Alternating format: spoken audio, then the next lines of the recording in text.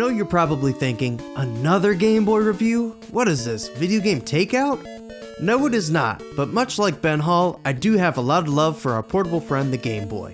Most people don't seem to give it the credit it's due and pass it off as having a few great original titles and a bunch of watered down NES ports. But that's far from the case. The truth is that it's a pretty overlooked system housing some amazing gems that everyone should know about, including today's game, Hammerin Harry Ghost Building Company.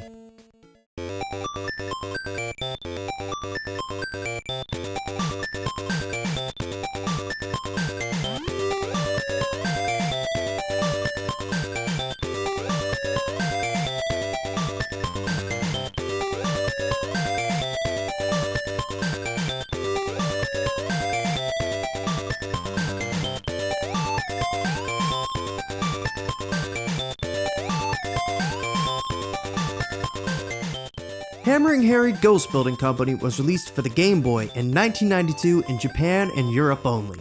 A US release was scheduled, but sadly never happened. It was developed by IREM subsidiary Tamtex, who you may know for developing Metal Storm. Hey, where are my HVGN and Stop Skeletons from Fighting fans at? The game is a side-scrolling beat-em-up with platforming and shoot-em-up elements scattered throughout. The story is paper thin. Girlfriend gets kidnapped by ghost, time to save her. It can't get more cliche than a damsel in distress. You control Harry through 8 ghastly levels, taking on an army of foes with his trusty hammer. They don't call him Hammerin Harry for nothing, folks, as he is quite skilled with his mallet. Pressing B will do a simple swing of his hammer.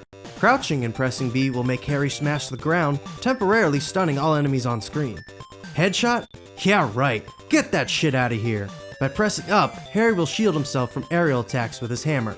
And if you time it right, you can jump and press down and B as you hit the ground to stun enemies and send a small shockwave that'll damage anything in its range.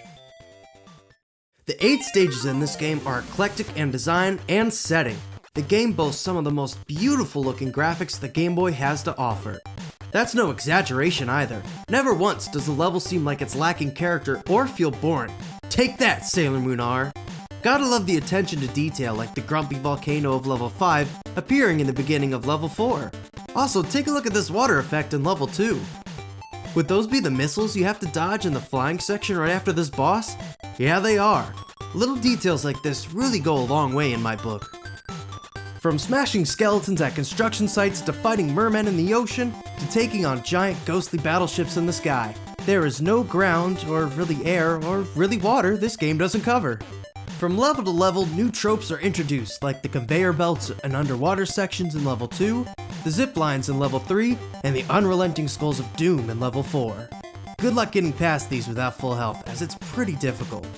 Speaking of difficulty, this game is no pushover. The first 2 levels and shoot 'em up sections can be learned pretty quickly, but level 3 onwards will put your skills to the test. Falling platforms, tricky gimmicks, and tough platforming plague the last half of this game. I'm not trying to make this seem like a bad thing, as I love a good challenge, but holy hell, some sections can get extremely hard and require precise reaction time. So don't expect to plow through this one like it's no problem. To help even your odds, there are a number of helpful power-ups, like the hard hat that allows you to take an extra hit, and the hammer upgrade which will double the damage and size of your mallet. There's also food for extra health and the occasional 1-up.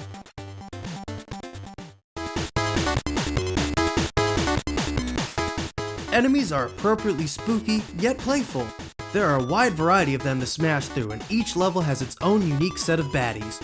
For example, the first level has Jasons, hard hat wearing skeletons, and haunted nails, while the second level has zombies and robots.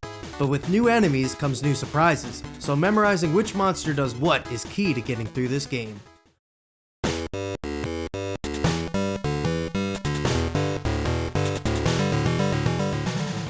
On top of the enemies, the bosses are fantastically designed and formidable. Each one challenges you to use your different methods of attack. The big ghost on the airship tests your ground smashing ability, the nail ghost and grumpy volcano quickly introduce the importance of using your hammer as an umbrella, and the rest to make sure your hammering skills are top notch. By the end of the game, if you're not an expert with that hammer, don't expect to see the credits roll. Despite the fact that the story is almost non-existent, you are treated to some short cutscenes of Harry's pursuit for his lovely gal and the many extents he goes through to keep up. I like the notion that this game is just one big stage play, as each level or stage has a small intro where a curtain is drawn and a preview of the level is shown. They're nice additions that show that a lot of care went into making this game memorable. To back such awesome gameplay is a rockin' soundtrack. The game manages to have a handful of joyous and adventurous tunes while also containing some downbeat ghoulish ones. The awesome 8-bit bass lines guide the songs along while the chimey leads and crunchy drums take you on an adventure. Some standouts to me are the flying section theme and the ghost ship theme. Besides the music, there are some voice samples that play in a number of spots. Do they sound like crap? Yeah. Can I tell what they're saying? No, but it's still cool that they're there. If you didn't know, this game is actually the second installment in the Hammerin Harry or Daiku no Gensan series, which consists of 6 main games spread across a number of consoles, ending with Hammerin Hero on the PSP in 2008. Ghost Building Company did get a sequel on the Game Boy 2 years later called Daiku no Gensan Robot Teikoku no Yabo.